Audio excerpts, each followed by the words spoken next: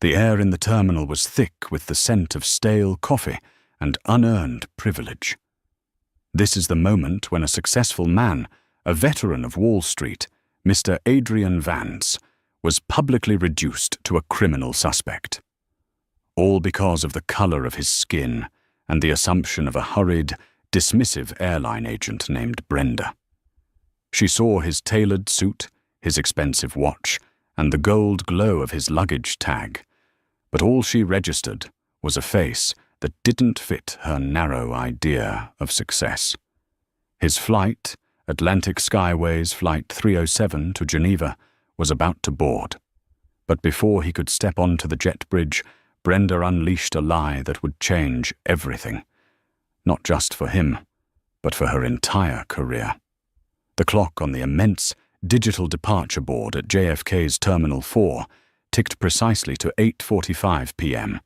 Adrian Vance, 42, a senior partner at the global finance firm Sterling and Finch, adjusted the knot of his silk tie. He was a man accustomed to precision, whether it was balancing a $200 million portfolio or catching a flight with 3 minutes to spare. Tonight, he was early. He stood by gate A14, impeccably dressed in a charcoal Brioni suit, projecting an aura of quiet, understated power. His mission, a critical, last-minute deal in Geneva, a deal that would secure the acquisition of a major European bank. This was not a trip he could miss. Adrian watched the agents at the Atlantic Skyway counter begin the pre-boarding process for first and business class passengers heading to Geneva. He had his boarding pass, a pristine, heavy stock ticket marked first class, in his hand, ready. At the podium was Brenda Hayes, a gate agent whose exhaustion was only matched by her cynicism. Brenda had been working double shifts, nursing a grudge against the airline's management, and possessed a talent for making snap, often negative, judgments about passengers. Next to her stood Gary Sinclair, a junior agent, pale and nervous, desperately trying to keep up. A few first-class passengers, an older, impeccably coiffed woman named Mrs. Eleanor Sterling, and a loud, ruddy-faced businessman named Mr. Thomas Finch, no relation to Adrian's firm, ironically, were processed without a hitch, their boarding passes scanned, a polite, "Enjoy your flight, sir, ma'am." Adrian approached the podium. He placed his passport and boarding pass on the scanner, offering a polite, professional smile. "Good evening," Adrian said, his voice calm and deep. "Adrian Vance, first class." Brenda didn't look up. She glanced at the name on the screen, then finally her eyes flicked up to his. The professional courtesy she had offered the previous two passengers vanished instantly, replaced by a wall of suspicion. Her brow furrowed, and she snatched his boarding pass off the machine. "Let me see that again," she muttered, not to him, but to herself. She turned the ticket over, scrutinizing the Atlantic Skyway logo as if she suspected it was a forgery. "Is there an issue, Agent?" Adrian asked, his voice now betraying a slight tension. I'm not seeing the first-class designation properly updated in the system, sir." Brenda lied smoothly, a familiar flicker of adrenaline warming her. She knew the designation was there. It was bright green on her screen. But she had already decided, in the fraction of a second it took her to look at him, that he did not belong. A first-class ticket? Must be an upgrade scam, a mistake, or worse. "It's Seat 1A, Agent Hayes," Adrian corrected, pointing to the printed number. "I booked it 3 months ago. I'm sure it's correct."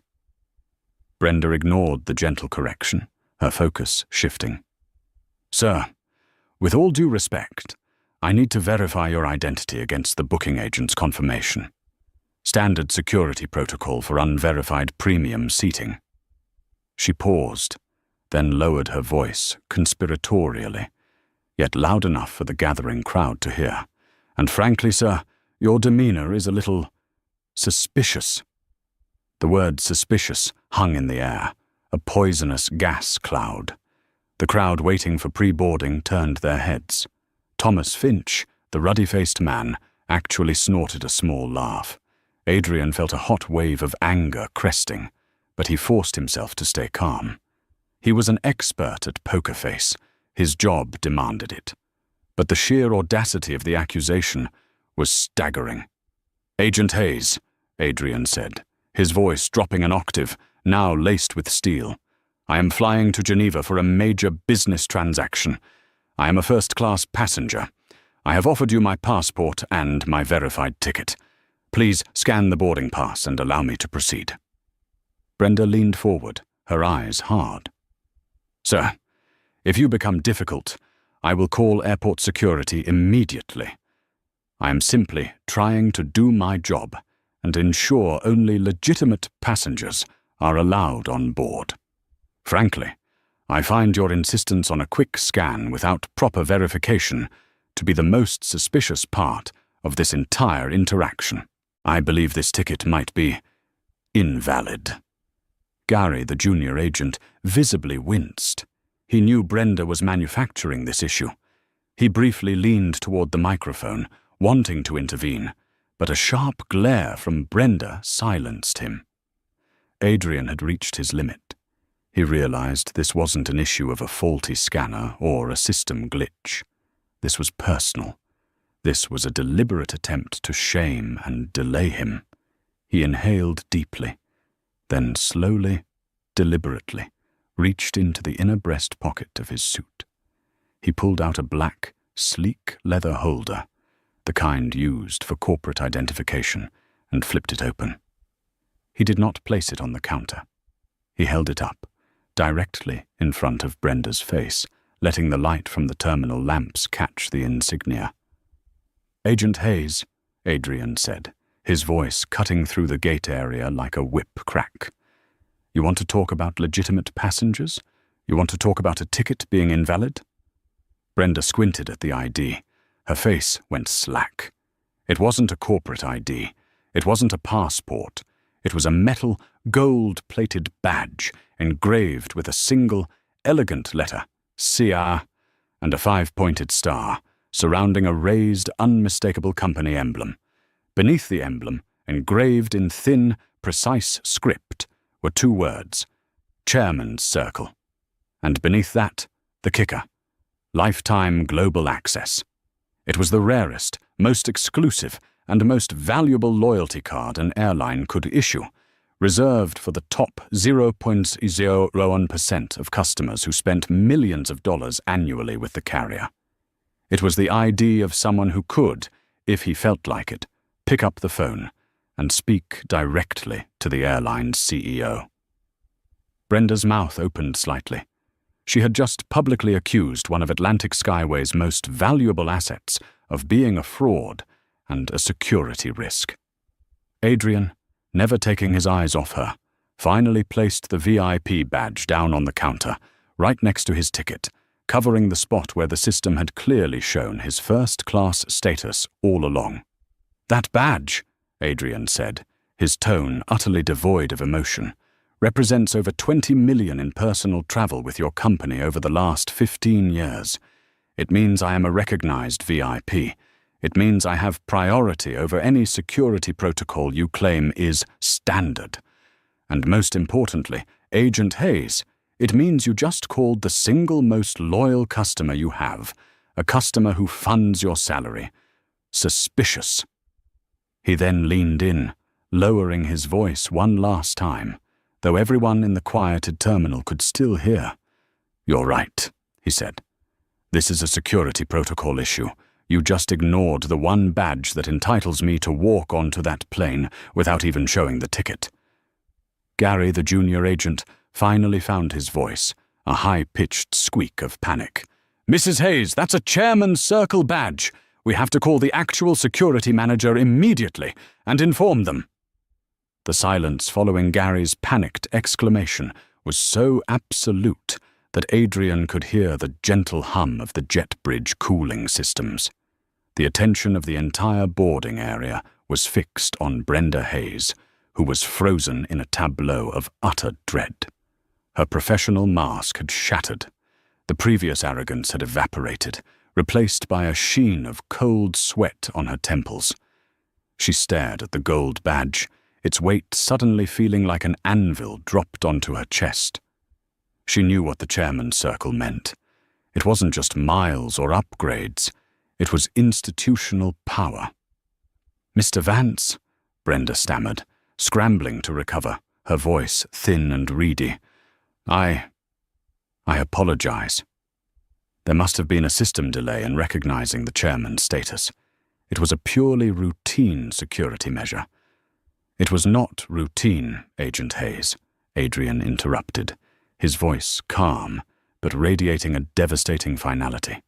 He didn't raise his voice. He didn't need to. It was prejudice, cloaked poorly in procedure. You didn't recognize my status. You recognized my skin color, and you chose to treat me like a common thief. He picked up the gold chairman's circle badge and tucked it back into his jacket, making a mental note of its exact weight. He then retrieved his boarding pass. Gary, sensing a catastrophe and desperate to mitigate it, rushed forward. "Mr. Vance, sir, please allow me. I'm Gary Sinclair. My sincerest apologies for my colleague's error. Please board at once. I'll personally notify the purser and the captain that you are on your way, and that your preferred wine and amenities should be prepared immediately." Adrian nodded slowly at Gary, a flicker of appreciation for the junior agent's quick thinking. Gary had done what he could. He turned back to Brenda, who looked pale and ill. "Agent Hayes," Adrian said, leaning closer, ensuring his words were only for her. "I want nothing from you. No apology, no explanation. I just want you to understand that actions have consequences, especially when those actions are driven by bias and lack of respect." He straightened up, his height dominating her. Without another word, Adrian Vance scanned his own first-class ticket. It beeped green immediately, confirming what everyone already knew, and walked onto the jet bridge. He did not look back. As Adrian disappeared, the chaos erupted softly behind him. Mrs. Eleanor Sterling, the older woman, approached Brenda. "Did you hear that, Thomas? Chairman's circle? That's Mr. Vance, the one who structured the acquisition of Global Tech last year. Brenda, darling, you've made a terrible mistake." Brenda was already fumbling for the red emergency phone under the counter. She called her immediate supervisor, Mr. Douglas "Doug" Peterson, the shift manager for Atlantic Skyway's JFK operations. Doug Peterson was a man who lived by the rule book, a man who saw customer complaints as bureaucratic hurdles, not reflections of reality. "What is it, Brenda? I'm buried in baggage claim issues." Doug barked into the phone. "Doug, it's bad," Brenda whispered, fear making her voice tremble. "The first-class passenger for Geneva, Adrian Vance. I challenged his ticket. I asked for additional ID and called him suspicious. Doug, he's a Chairman's Circle lifetime member." A profound, terrifying silence stretched across the phone line. "You did what, Brenda?" Doug's voice was now dangerously low. "Do you know what the Chairman's Circle means? It means the family is traveling. It means they're the air we breathe. I told you to just wave them through. What did he say? Did he threaten us?" "No, but he looked like he was writing an obituary for my career. Gary saw the badge, too. What do I do?" Doug took a deep, shaky breath. "Okay, damage control. I'm coming to the gate.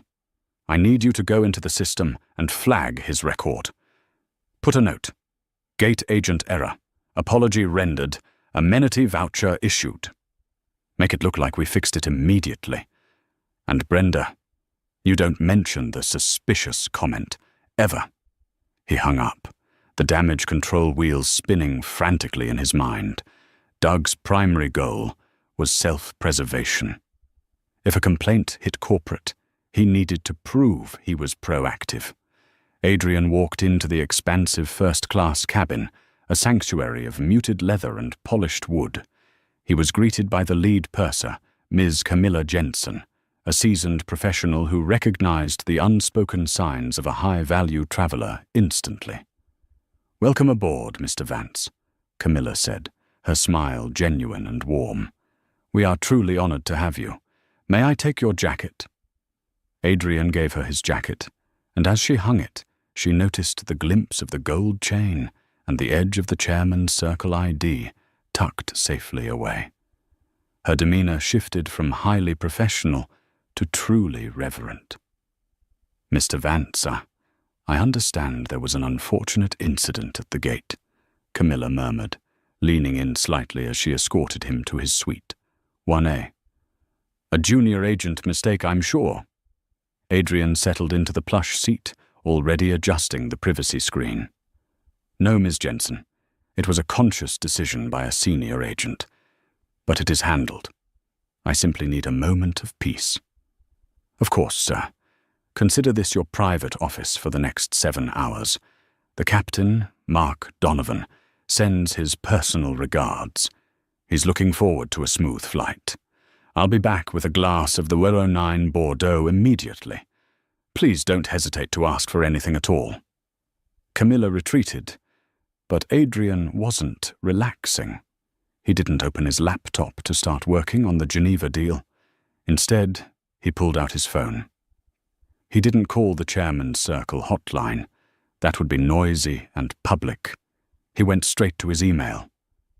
Adrian Vance had spent 20 years in high finance, learning that the most powerful revenge is quiet, surgical, and traceable.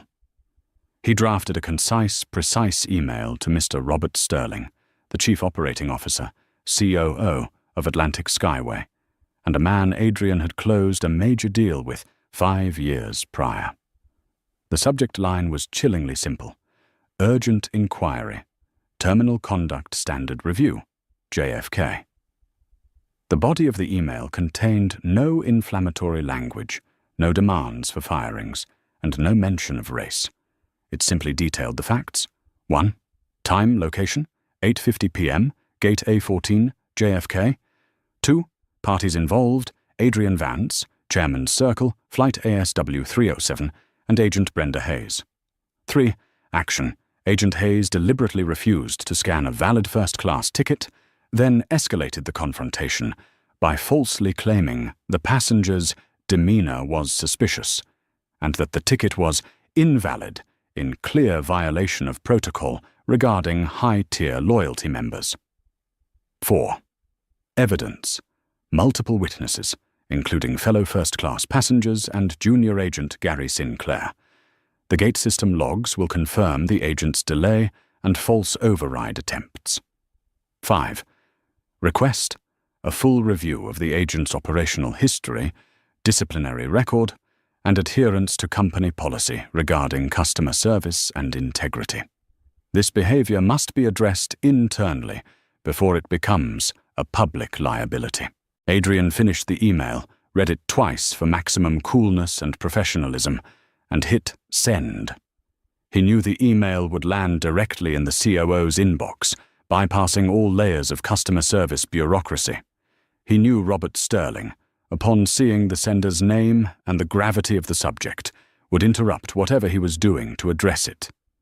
The clock had begun ticking, not just on Brenda Hayes, but on everyone who had allowed, perpetuated, or attempted to cover up the prejudice at Gate A14.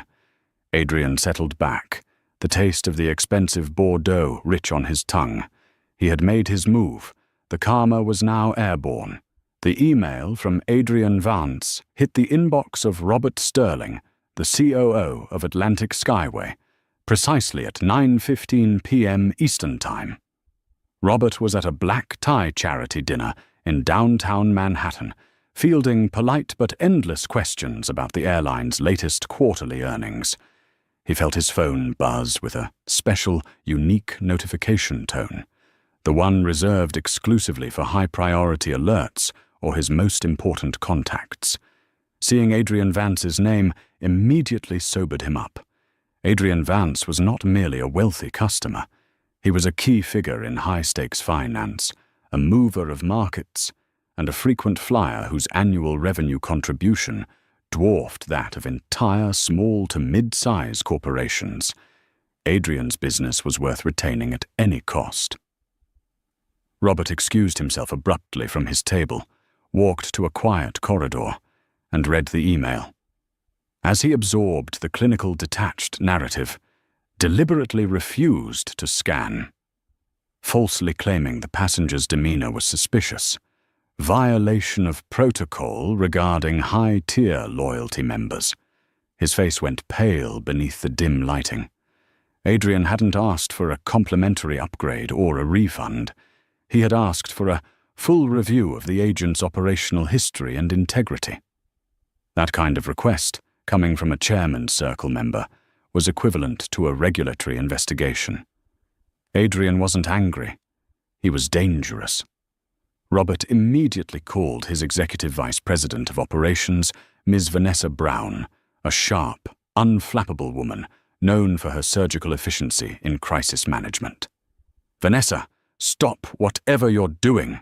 Robert's voice was clipped and urgent. "Read the email I just forwarded. Subject, Urgent Inquiry, JFK. We have a crisis, and it's contained to Gate A14.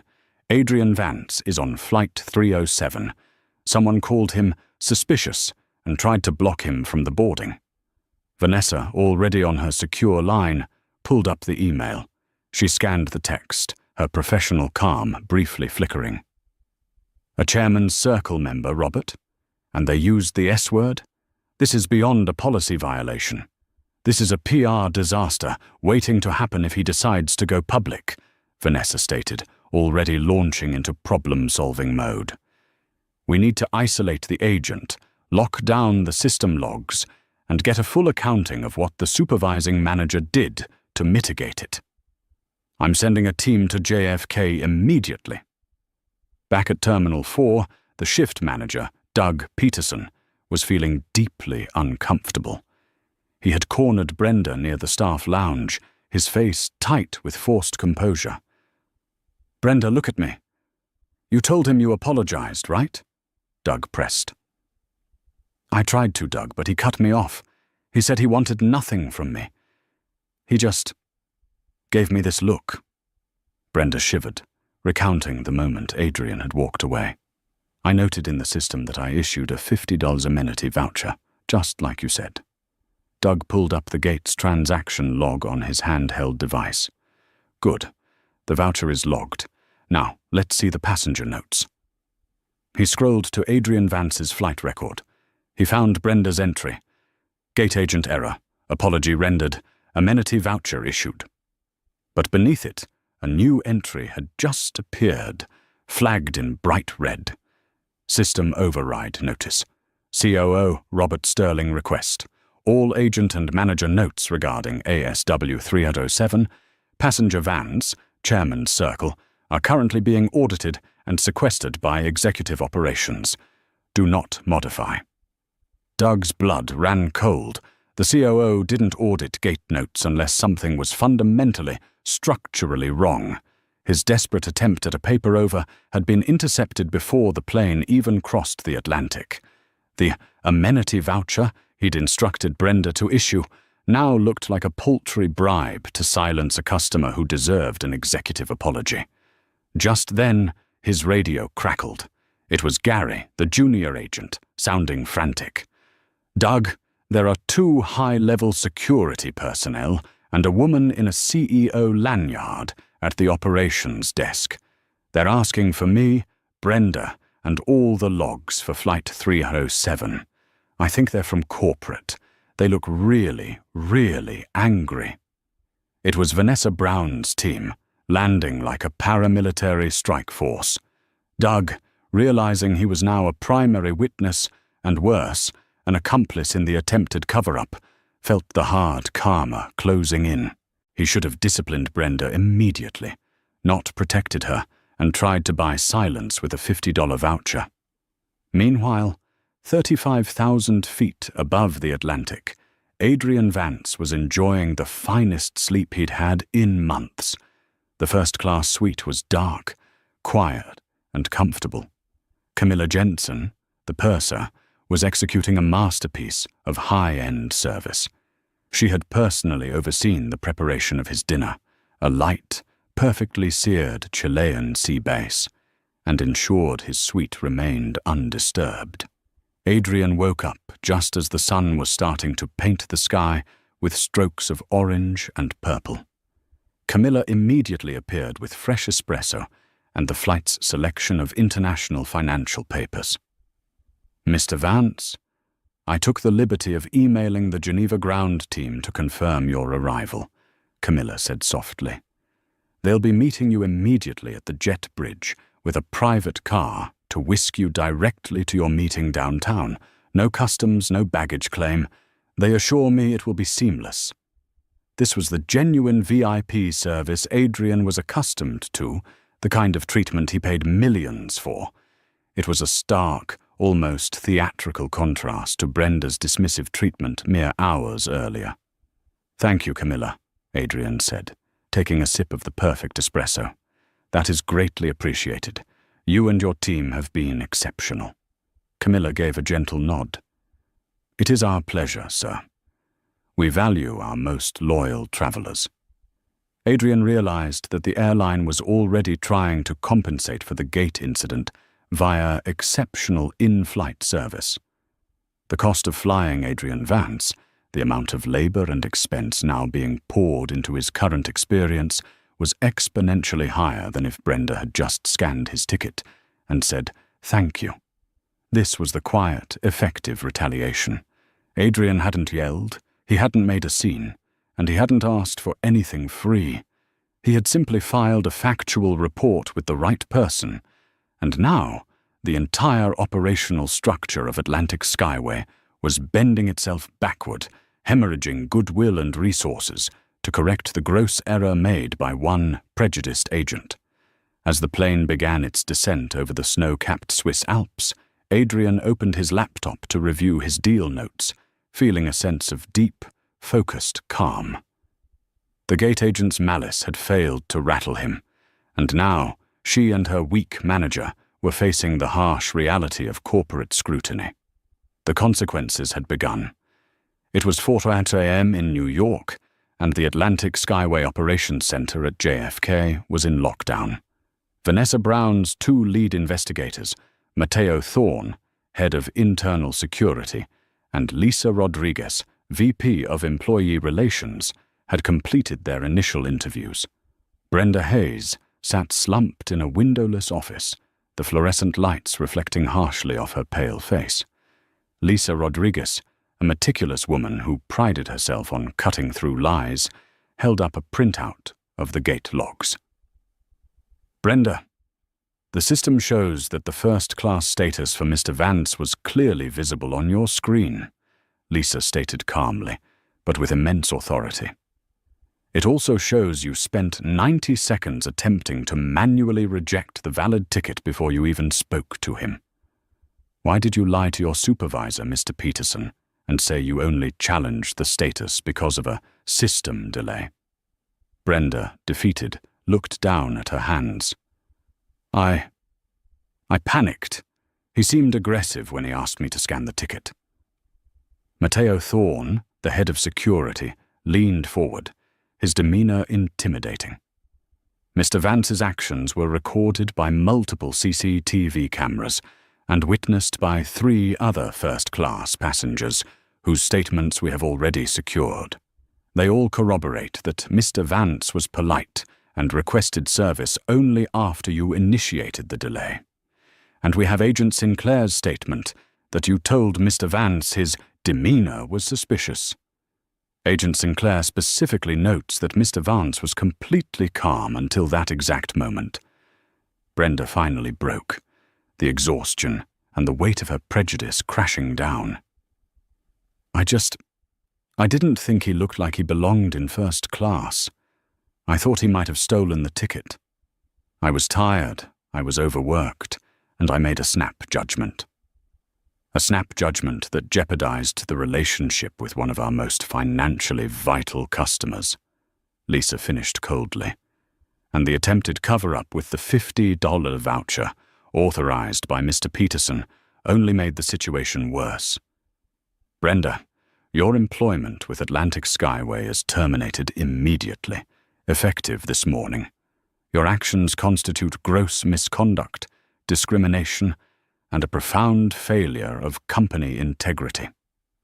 Matteo then walked over to the adjacent office, where Doug Peterson, the shift manager, was waiting. Doug, we have reviewed your communications and your instruction to Brenda Hayes to falsify the internal notes regarding the amenity voucher. Why did you instruct her to deceive corporate? Matteo asked, his voice flat. Doug immediately pointed the blame. I was trying to contain Brenda's error. She was spiraling. I had no idea of the scale of the customer's importance. I just wanted to make it look like we took care of it. Lisa entered, crossing her arms. We understand you were trying to mitigate, but you chose to prioritize hiding the truth over transparency. As a manager, you had a duty to report the breach of protocol immediately and honestly. Because you chose to cover up, and because you attempted to interfere with a high-level customer record, you are also being terminated for gross negligence and failure to adhere to ethical standards. In less than 5 hours, the corporate machine had crushed both the agent driven by bias and the manager driven by self-preservation. Back in Geneva, Adrian Vance successfully closed the acquisition deal. It was a flawless negotiation, ending exactly as he had planned. He called his wife, Simone, back home in Connecticut to share the good news before heading to his celebratory dinner. As Adrian prepared to leave the bank's headquarters, a high-level executive from the newly acquired European bank, Mr. Thierry Dupont, approached him, looking excited. Mr. Vance, what an incredible day. We are so honored to be working with you. You know, I actually spoke with your chairman, Mr. Jonathan Sterling, this afternoon to finalize the integration timeline. Jonathan Sterling, Adrian repeated, slightly confused. Jonathan Sterling was the CEO of Atlantic Skyway, the airline he had just flown. He was Robert Sterling's father. Yes, the CEO of Atlantic Skyway, Thierry confirmed. He is a very close friend of our bank's founder and one of our major minority shareholders. We were discussing your acquisition and how pleased he was to hear you were flying to Geneva on his airline. He told me he personally authorized an immediate and comprehensive investigation into the incident you reported at the gate. Adrian was stunned. He had only emailed the COO, Robert Sterling. He hadn't expected the complaint to go straight to the CEO. Did Mr. Sterling mention the nature of the incident? Adrian asked carefully. Only that a member of his staff had caused offense to a highly valued partner, Thierry replied, oblivious to the full drama. But he mentioned something very specific about the agent involved, Brenda Hayes. He said, that young woman just made the biggest professional mistake of her life, and it's going to cost us much more than her salary. He sounded very serious. Adrian now understood the full, immediate force of the karma.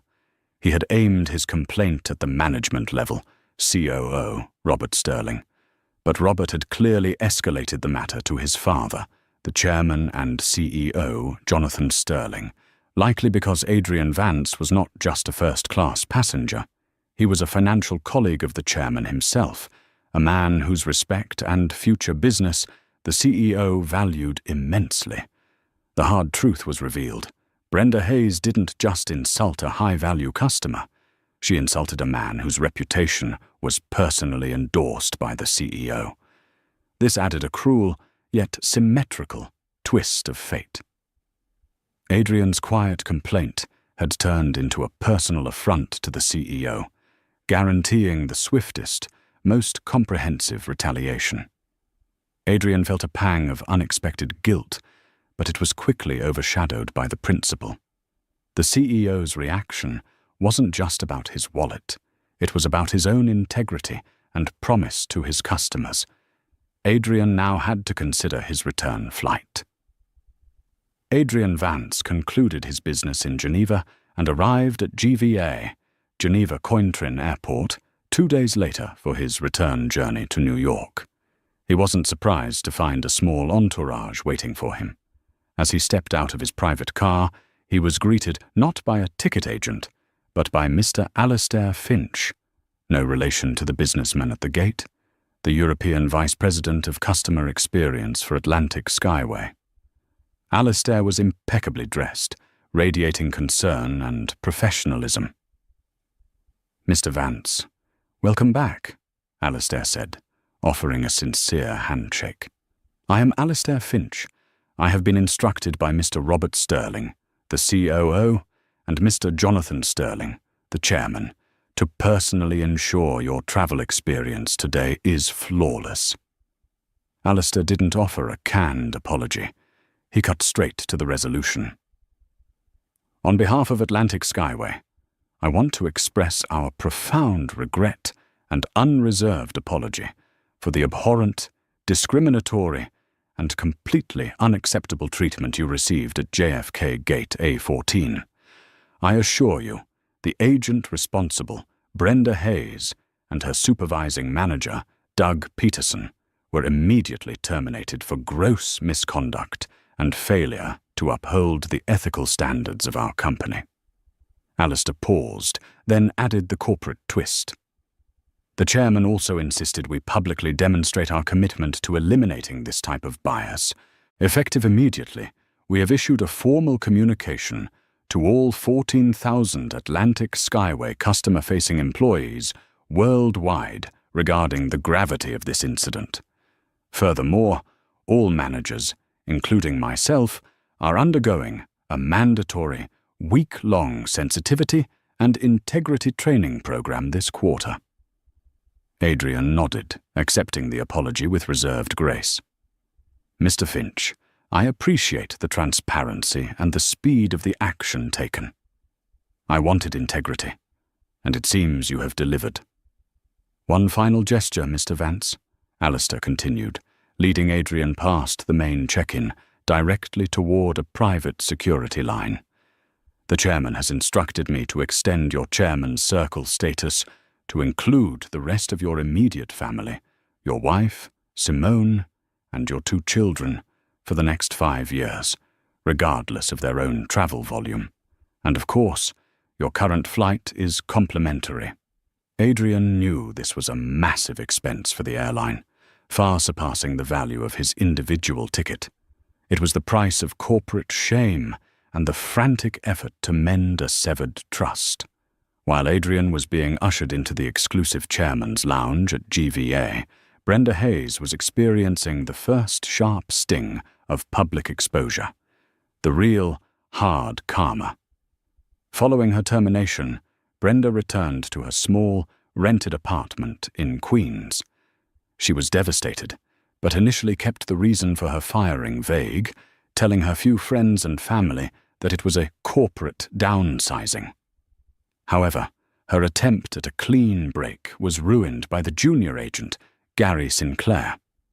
Gary, feeling conflicted, but driven by a sense of moral duty, had anonymously leaked a detailed factual account of the incident, including the exact words Brenda used and the revelation of Adrian's chairman's circle badge to an internal airline employee message board. He intended it as a warning to his colleagues. The leak quickly jumped from the employee board to a major industry news site, Airline Insider Weekly, which ran the story with the headline, "Prejudiced Gate Agent Fires Herself, Insults Atlantic Skyway's Top VIP." The story was picked up by local news outlets covering the firings of Brenda Hayes and Doug Peterson. It was no longer an internal issue. It was a public spectacle. Brenda's social media profiles, which were public, were discovered. A wave of intense, directed public fury crashed down on her. Her apartment complex manager called her, citing multiple complaints from neighbors who had seen her face on the news, accusing her of bringing negative attention to the building. An older aunt, who had secured Brenda the job at Atlantic Skyway 15 years prior, called her, weeping and saying, "You threw away a respectable career because of your own foolishness and malice." Worse still, Brenda had 2 children enrolled in a private school in Queens. Her ex-husband, Michael, called her, furious. "Brenda, the school administration called me." Michael's voice was ragged with anger. "They want to know if the woman on the news, the one fired for discrimination, is their mother. Do you understand the shame you've brought on our kids? I'm going to petition the court for sole custody immediately, based on your demonstrated professional and ethical instability." The loss of her job was a financial calamity. The public exposure was humiliating, but the threat to her relationship with her children was the true, devastating strike of karma. Brenda, who had judged a successful man based on a shallow glance, was now facing the judgment of the world and the potential loss of everything she truly valued. The termination of Brenda Hayes and Doug Peterson quickly led to financial ruin, the inevitable result of career destruction combined with public shaming. The loss of steady income meant the immediate default on Brenda's apartment rent and, critically, the inability to pay for the private school tuition. Her ex-husband, Michael, followed through on his threat and filed for an emergency motion for sole custody, citing her gross ethical failure as reported in the press. Brenda desperately needed legal counsel, but the termination meant she couldn't afford a divorce attorney, let alone fight the custody battle. She called her sister Sharon, pleading for a loan. "Sharon, please, I need a good lawyer, or Michael is going to take the kids away. I made a mistake, but I'm not a bad mother," Brenda begged over the phone, tears streaming down her face. "I know you're hurting, Brenda," Sharon replied, gently, but firmly. "But you know the money situation. And honestly, Brenda, how could you be so foolish? You were at the counter, your whole life savings tied up in your job and those school fees, and you threw it all away because of some snap judgment. This is karma, Brenda. Hard, ugly karma." Brenda hung up, realizing she was entirely alone. Her attempts to find new employment were met with polite refusals. A simple Google search of her name immediately brought up the Airline Insider Weekly article. She was professionally radioactive. Meanwhile, Doug Peterson, the former shift manager, fared little better.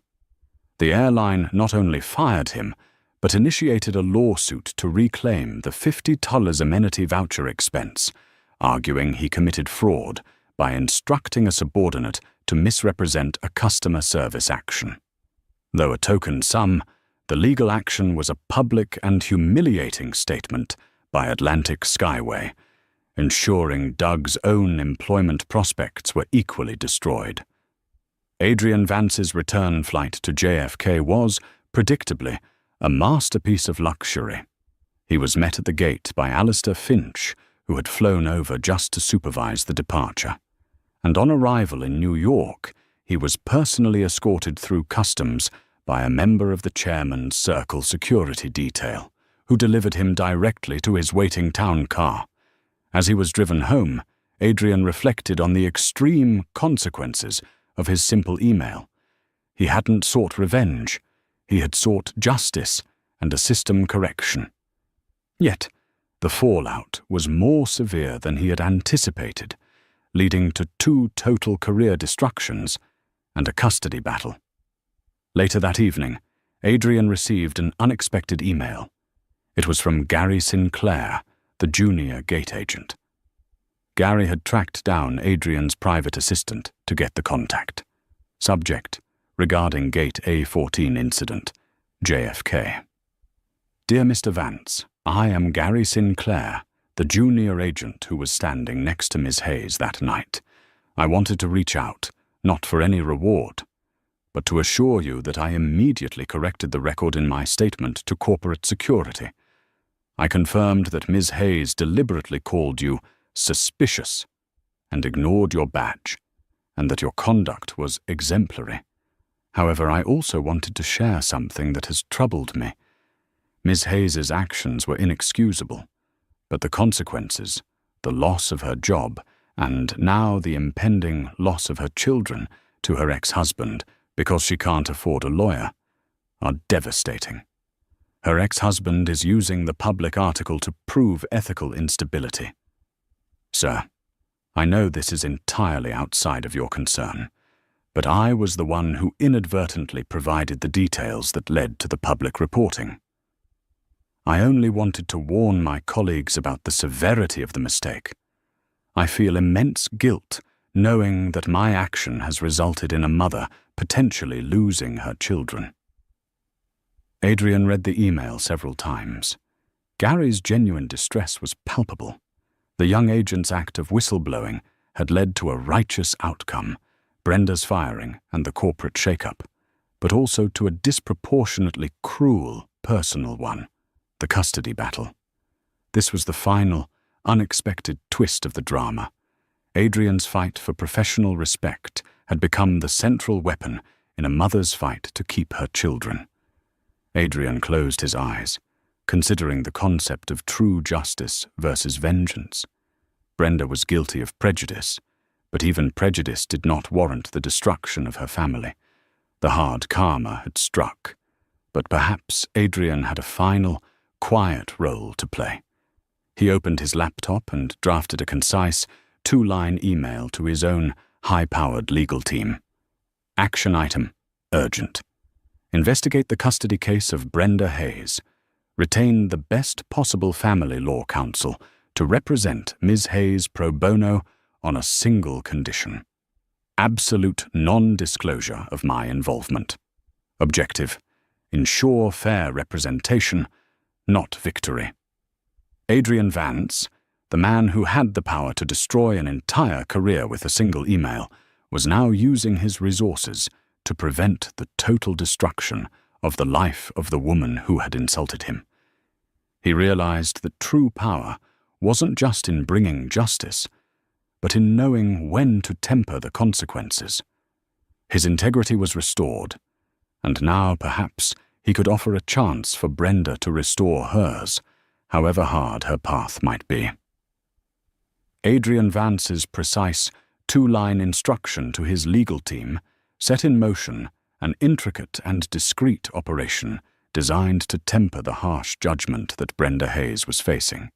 His directive was simple: provide her with the highest caliber legal representation, but maintain absolute anonymity. His goal was not salvation, but ensuring the scales of justice, already tilted heavily by her prejudice and his subsequent actions, found a more equitable balance regarding her children. 3 days after Adrian's instruction, a certified letter arrived at the small, cluttered Queen's apartment Brenda now shared with her sister, Sharon. The envelope bore the expensive letterhead of Whitman and Gray, a family law institution whose services were legendary and priced accordingly. Brenda, wearing a borrowed sweater and feeling the gnawing stress of debt and impending legal doom, stared at the firm's name. It was impossible. She hadn't even finished the paperwork for legal aid yet.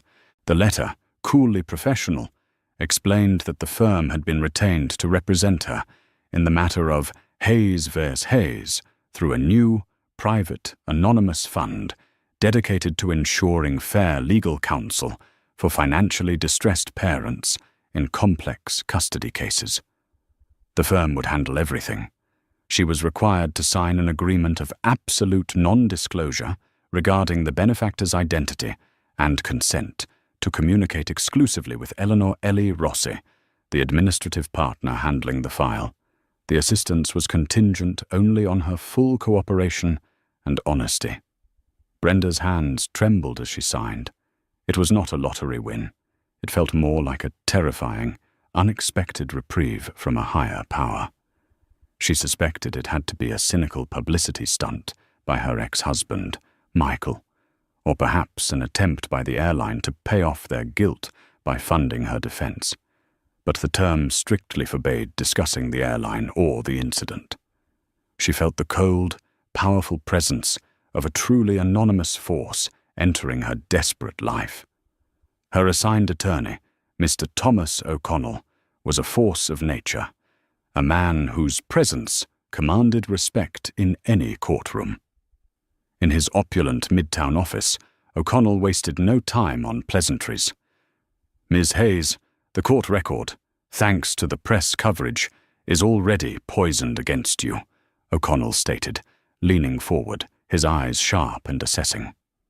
"Your ex-husband's counsel will use the Atlantic Skyway incident as the sole evidence of your moral instability and disregard for ethical conduct. They will argue that if you are capable of such willful, career-ending prejudice in a professional setting, you are unfit to raise children." Brenda finally broke down, the shame flooding out of her in ragged sobs. "I know, Mr. O'Connell. I was wrong. I was tired. I was bitter, and I made a terrible mistake. I saw Mr. Vance, and I let my own failures and biases come out. I destroyed my own life, but I am a good mother. I have always put those children first. We are not here to debate your career, Ms. Hayes. We are here to defend your right to parent," O'Connell countered, his voice steadying her.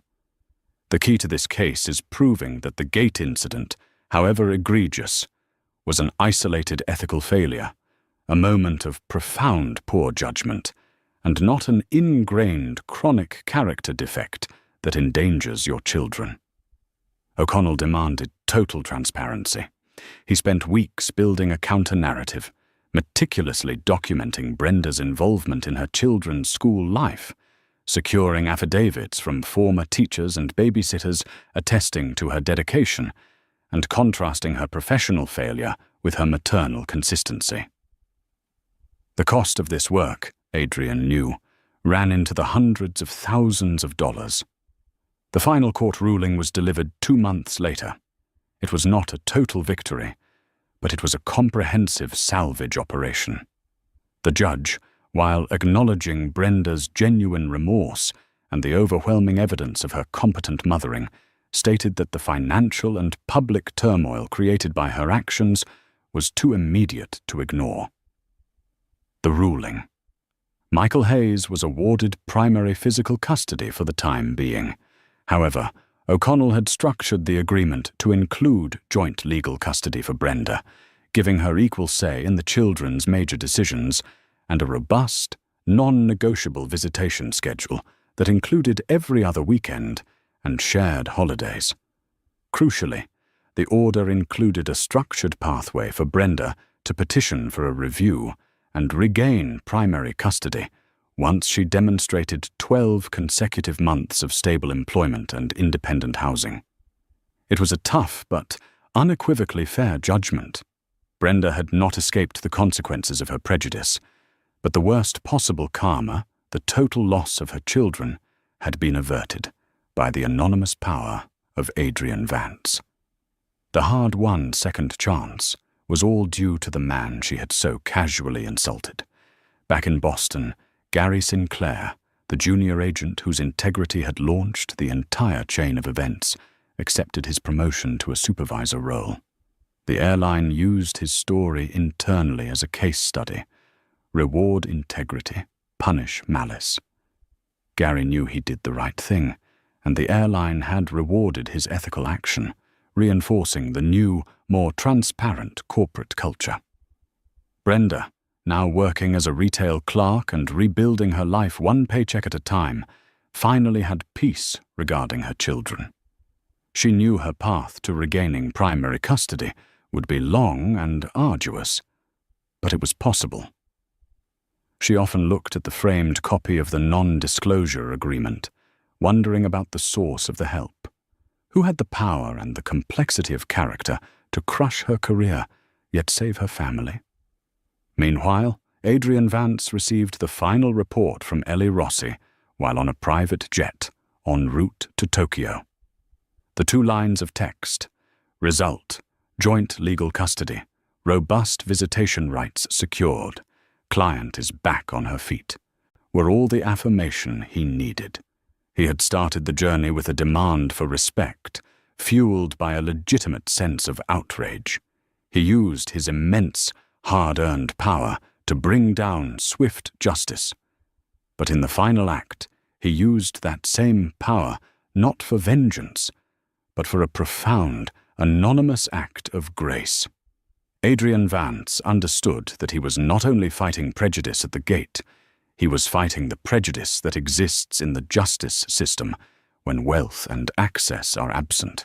He had forced Brenda to face the reality of her judgment, and then, having won, stepped back to ensure her punishment fit the crime rather than destroying her life entirely. He closed his tablet. The A14 incident was now entirely a closed chapter. Adrian's integrity, the airline's culture, and Brenda's path toward redemption had all been redefined by the drama that unfolded around one ignored VIP badge. The story was over, the karma delivered, and the quiet, unseen hand of justice was withdrawn. Adrian Vance walked away with his dignity and his power intact, forcing an entire global corporation to change its culture and fire 2 employees. But the real lesson here isn't just about the VIP badge. It's about the devastating and rapid domino effect of prejudice in a modern, hyper-connected world. Brenda Hayes lost her livelihood and almost lost her children, all because of one dismissive, biased word. Suspicious. What would you have done? Would you have yelled, demanded a refund, or pursued the silent, surgical justice that Adrian Vance chose? Every time you face an injustice, your reaction defines your power. Don't forget to like this video if you believe accountability is essential. Share this incredible story with friends and hit that subscribe button and the bell icon so you don't miss the next hard-hitting, true-life karma story. Let us know in the comments below. Should Adrian have helped Brenda, or was that too much mercy?